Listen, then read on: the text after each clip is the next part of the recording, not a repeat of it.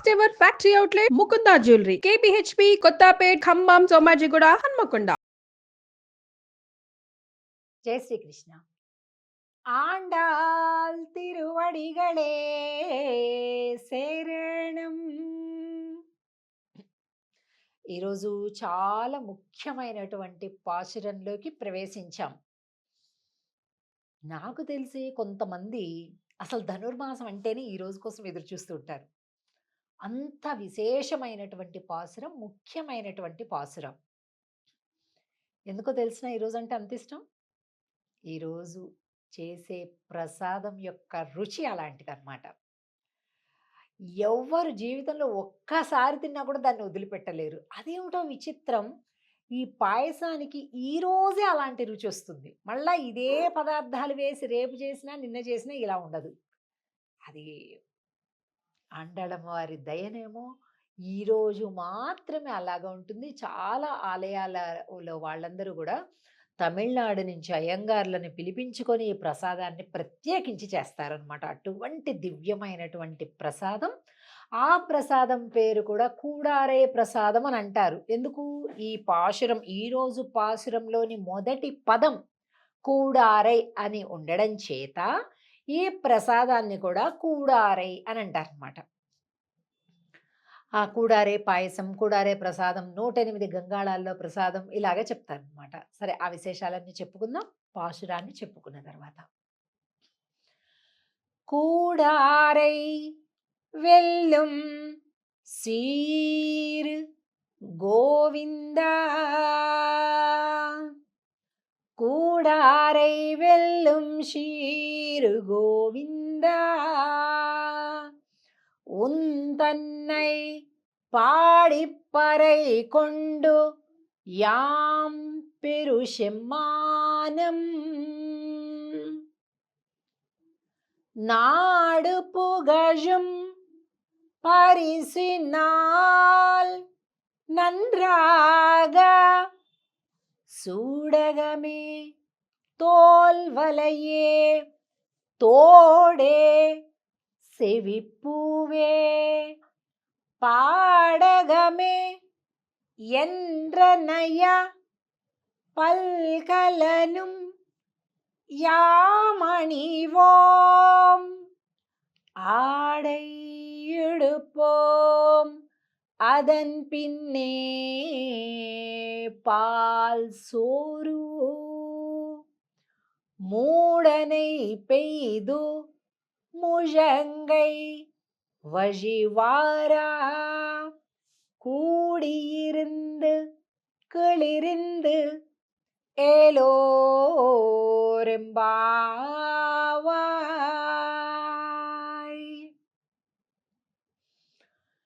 అసలు ఈరోజు ఏ దృశ్యమైతే ఉందో దీనికోసమేనండి వీళ్ళు ఇంత తాపత్రయపడుతున్నారు.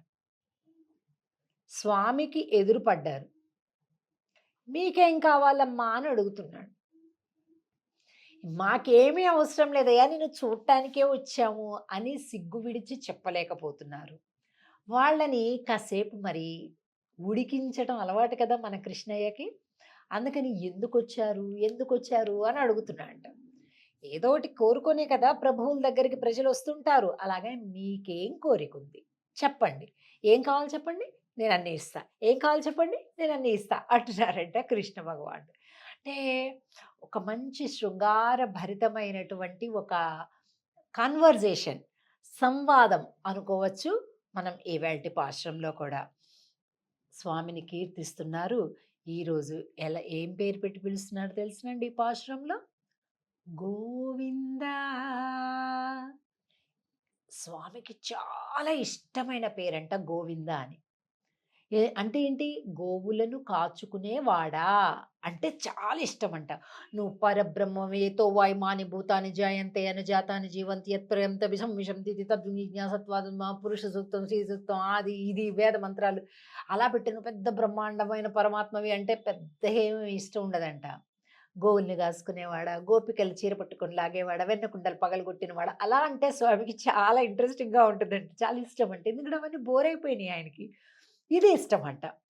ఎవరు పిలుస్తారు ఆయన్ని? ఏ గోళ్ళని కాసుకునేవాడని ఎవరు పిలుస్తారంటే, ఆ చనువు ఉన్నవాళ్ళు పిలుస్తారు. ప్రేమతో పిలవాలి తప్ప, స్వామి పైన అధికారం చెలాయిద్దామని ఆయన కంటే పైన ఎవరైనా ఉన్నారా? ఎవరు ఉండరు. కనుక అంత ప్రేమ కలిగిన వాళ్ళే గోళ్ళని కాసుకునే కుర్రోడా ఇట్రా అంటే చాలా మురిసిపోతాడంట స్వామి. ఈవేళ అటువంటి ఒక సాన్నిహిత్యం, క్లోజ్‌నెస్ అంటుంటాం గదా! ఆ గోపికలకి, కృష్ణుడికి మధ్య అలాంటి ఒక చనువు ఏర్పడింది. పాడుతున్నారు. కూడారై వెల్లుం శ్రీర్ గోవిందా స్వామి, కూడనటువంటి వారిని కూడా నీ గుణాలతో గెలిచేస్తావయ్యా. నీకు లోబడని వాళ్ళెవరైనా ఉంటారా అసలు? ఎట్లాంటి వాళ్ళనైనా లోబరుచుకుంటాం. కొంతమంది బాగా అహంకారంతోటి, మదంతోటి, రాజ్యం ఉందని, ధనం ఉందని విర్రవీగుతుంటారు. వాళ్ళకి అంతకంటే ఎక్కువ బలాన్ని చూపిచ్చి వాళ్ళని లొంగదీస్తావు. ఉదాసీనులుగా ఉంటారు. వాళ్ళ దగ్గరికి వెళ్ళి పలకరించి వాళ్ళని లొంగదీస్తావు. ఇష్టపడేవాళ్ళు ఉంటారు. కానీ వాళ్ళని మైమరిచిపోయేలాగా చేస్తావు. నువ్వంటే గిట్టని వాళ్ళు ఉంటారు. అయినా నీ గుణాలకు ఓడిపోతారు వాళ్ళు. కదండీ! కొంతమంది విషయంలో అంతేనండి. మంచి గుణముల యొక్క శక్తి అలా ఉంటుంది. మనకి వాళ్ళంటే ఇష్టం లేకపోయినా కూడా వాళ్ళ యొక్క గుణం మంచి గుణం ఏదైనా ఉంటే ఏ మాటకి ఆ మాట లేరా! వాడు అలాంటోడే గానీ ఈ పని మాత్రం పర్ఫెక్ట్‌గా చేస్తాడు. అట్లా అంటారు. అంటే ఏంటి? ఆ గుణం ఏదైతే వాళ్ళలో ఉందో, ఆ ప్లస్ పాయింట్ ఏదైతే ఉందో దాని వల్ల మనం ఓడిపోతామనమాట. అంటే ఏ మనిషిలో అయినా కూడా ఉన్నతమైనటువంటిది మంచి గుణము ఒక్కటి ఎక్కువగా ఉన్నా కూడా చాలు. కూడని వాళ్ళు కూడా ఓడిపోతారు ఆ గుణాలకి. అది పాడుతున్నారు ఇవాల్టి పాశురంలో. కూడారై వెల్లుం ஷீர் கோவிந்தா உந்தன்னை పాడిపறை కొండు యాం పెరుషమానం.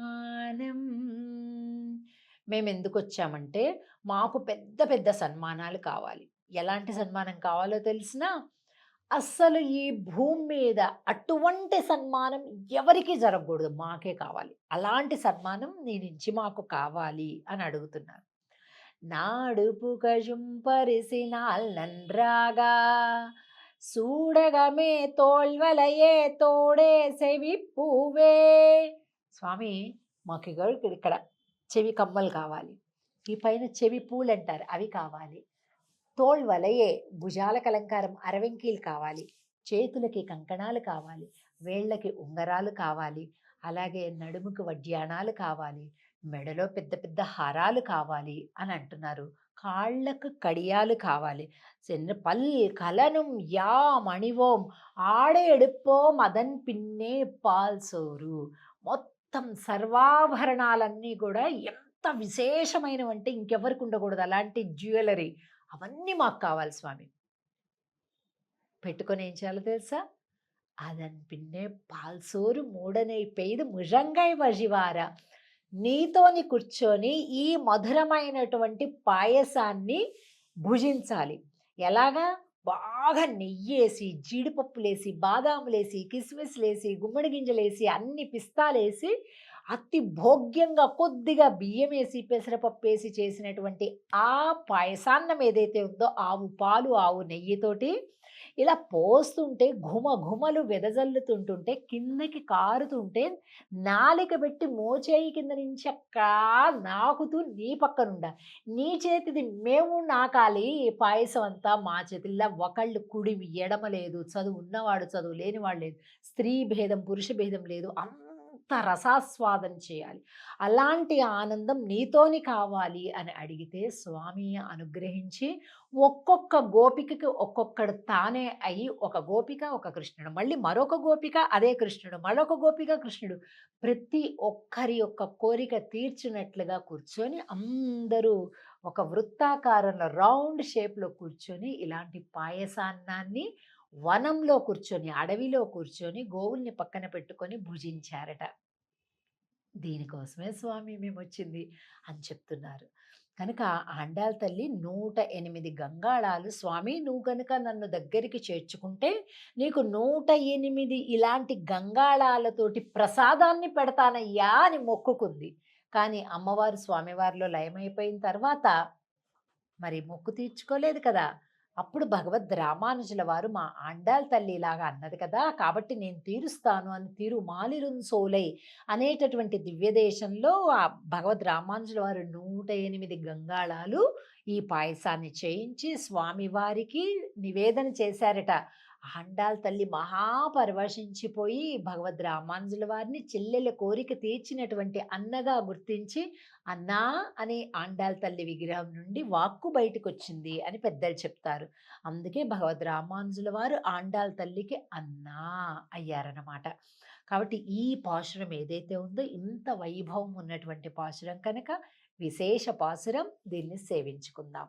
జై శ్రీకృష్ణ. ఆండాళ్ తిరువడిగళే శరణం. ఈరోజు ఈ పాసురాన్ని దగ్గరలో ఉండేటటువంటి ఆలయాలలోనో లేకపోతే మీ మీ గృహాలలోనో తీసుకొని స్వీకరించుకున్నటువంటి వారందరూ కూడా మీ మీ అనుభవము, ఆనందము కామెంట్ బాక్స్లో తెలియజేయండి. జై శ్రీకృష్ణ.